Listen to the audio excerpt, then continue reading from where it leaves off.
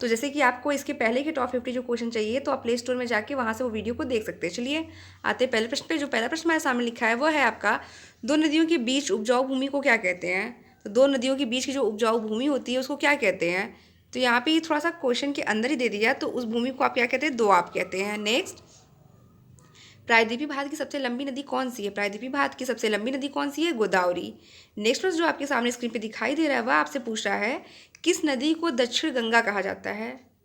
किस नदी को दक्षिण गंगा कहा जाता है? तो कौन सी नदी इसको दक्षिण गंगा के नाम जाना जाता है? तो वह है आपकी गोदावरी नदी। नेक्स्ट प्रश्न जो आपके सामने स्क्रीन पे दिखाई दे रहा है वह आपसे पूछ रहा है, किस नदी का उद्गम भारत से बाहर है? मतलब कौन सी ऐसी नदी है जिसका उद्गम स्थल कहाँ है? भारत के बाहर है। तो कौन सी नदी है? तो वह नदी आपका है ब्रह्मपुत्र।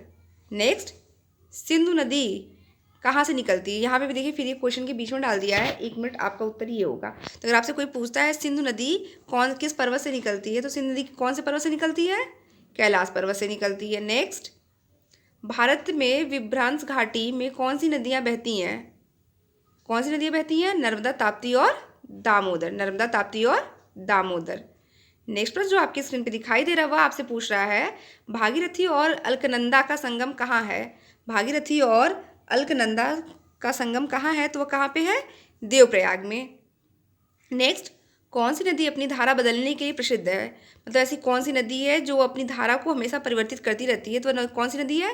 वह कोसी नदी है। नेक्स्ट, ज्वार नदी मुख जिसको आप मुहाना कहते हैं, कौन सी नदी बनाती है? मतलब कौन सी नदी है जो मुहाना बनाती है? कौन सी नदी है आपकी?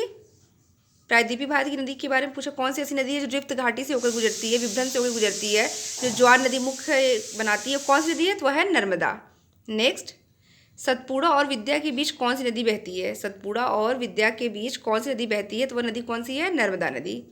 नेक्स्ट पर जो आपकी स्क्रीन पे दिखाई दे रहा है वो आपसे पूछ रहा है, सूरत किस नदी के तट पर स्थित है? सूरत किस नदी के तट पर स्थित है? तो किस नदी के तट पर स्थित है? ताप्ती। अगर आपसे ये पूछा जाता है कि अयोध्या किस नदी के तट पर स्थित है, तो वो क्या होगा आपका? सरयू नदी के।